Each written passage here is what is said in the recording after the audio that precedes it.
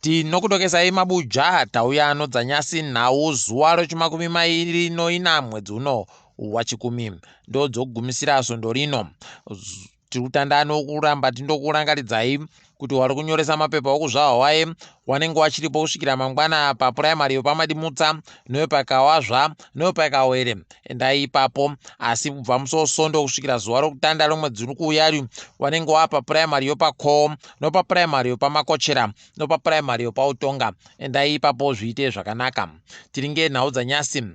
Kanzuru yeguta reHarare yatoita kutsika madziro kuti iri kuzvidaba zvokubhadharisiwa mari kana kushidziwa nogurukota rinoringana zvokutongewa kwematunhu Jurai moyo zvokunzi wabhadhare kambani yaDelishingwaya mari inoita $800,000 $780,000 ipapa pakaita kunyangariwa. Rekai tigoona kuti wanozviita kusvikira papi izvozvi, nokutoti iye Delishingwaya newabiyache waakundochema nozita raJacob Mafume kuti kwai ndiye akukonzeresa kuti zvitadze kuitika kuti wabhadhawe mariyo. Hino kuti wanotsisiba chere nonyika yawo kana kuti wanenge wachimbodini. Rekai tigoringei ipapa kuti zvinenge zvitekaira sei, tichakunyepai zvimwe kana zvaburika. Kambani ino kamanata gwirei kwai yoFossil Contracting yagopuwa mari yagopuwa basa rokuwaka dhamu roziminya kunkai inoita mamiliyoni omari ekuAmerica $132 $132 million. Aidi wabi yedu zvavo wanoita kukama mukaka wakakora kare. Rekai tigoringe kuti ichapera yakaita sei iyoyi. Munyaya yahwadza vanhu vazhinji nyasi kwaburika masoko okuti mugwicho Livingstone Sunhwa kwai awanika akapfa akapondiwa, mutumbi wache wakaita kudambuhwa. Ipapa anga ari mugwicho aifunda pachikoro choSt Mathias Tsodzo kwaMutasa. Kwai ipapa mukuru wechikoro ndiye ari kufungidziwa kuti ari kuziva zvakaitika pabodzwa nemapurisa, nokuti wakanga wamuendesa ikweyo kumapurisa achinzi aba majigizi nezvimwe zvakadaro mukasitoroko pachikoropo. Kubva ipapo paakaendesiwa kumapurisa achikubiwapo aribe kuzoboyeka kana kuoneka kana kumbwika nezvakepo kare. Rekai tigoringe kuti wachazviita sei kana kuti zvichapera zvakaita kudini. Idi pakaita kunyangariwa. Tinondosuvira kuti wabereki wache wanyaradziwe nayawe, iyewo mweya wache uzorore murugare.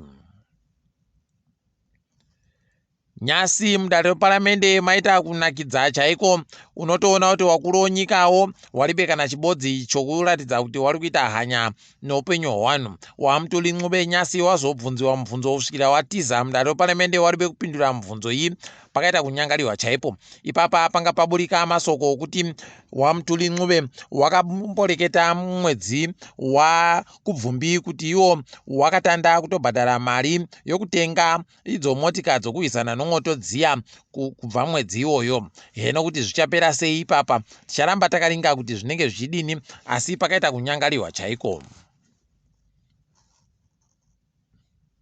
Wanoreketa makwai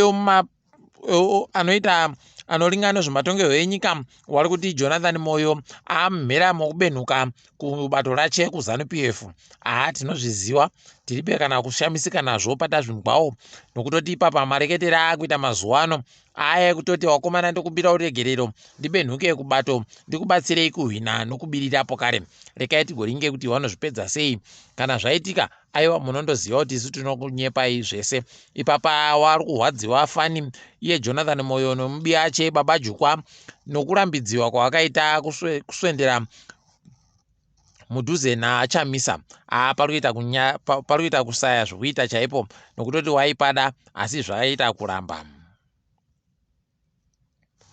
Wamunangagwa apa wanga wari kureketa nomadzimai obato rawo, wagoreketayo kuti mangwana chaiye wachatoburitsa masoko okureketa zvinhu zvinoita kuti makwiriro anoita zvinhu munyika achinje aderere. Rekai tigoringe kuti zvinonge zvidini, asi maziviro edu kubva kare wakatindoita izvozvo zvino zvatoita kuingidzira kunge wadira peturu chaiyo pamwoto. Rekai tigoringe iko zvinoperera.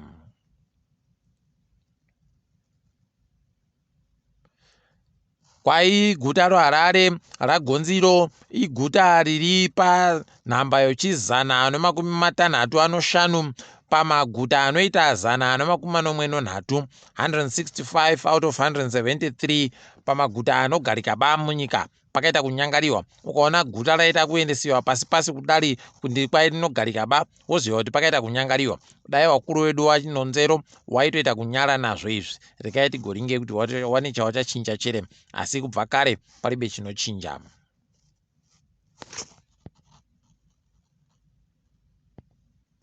Tiringedzo mutambo yonhabvu yamangwana kunenge kuine Cranbourne noChicken kusakubva Yada noDimbare kuNational Sports, Bulawayo City nongezi kuBarberfields. Musi weSondo kunenge kuine Tenax neFC Platinum kusakubva Makepekepe noZPC Kariba kuNational Sports, Boso neBlack Rhinos kuBarberfields, Wawa noManika Diamonds zvinenge zviri kutatsurana kuAscot. Triangle pokare inenge ichihwisana noBulawayo Chiefs kuGibbo. Rekai tigoringe kuti wachaburika sei ipapa. Katiringe dziri kuitika pasirese.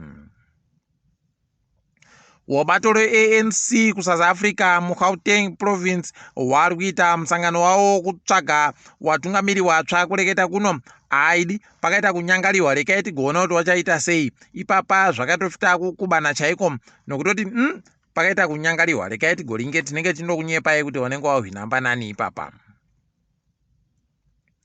MuSouth Africa muri kuita kuhwadza kureketa kuno vanhu varuda kubva kuGauteng kuenda KZN kuDurban wari kusaya pokutekaira napo nokutoti ipapa kwai kubva nozuro kwakaita tsaona yakapfika mugwagwa zvokutoti magonyeti basi akamira kuti apinde mugwagwamo ari kuita makilomita anopfuura 100 chaiwo. Pakaita kunyangariwa. Rekai tigoona kuti vanozviita sei. Wanga wamboreketa kuti wavhura asi kwai wari kutanda kuvhurira magonyeti abasi hwi kuvhurira tumotika kudiki.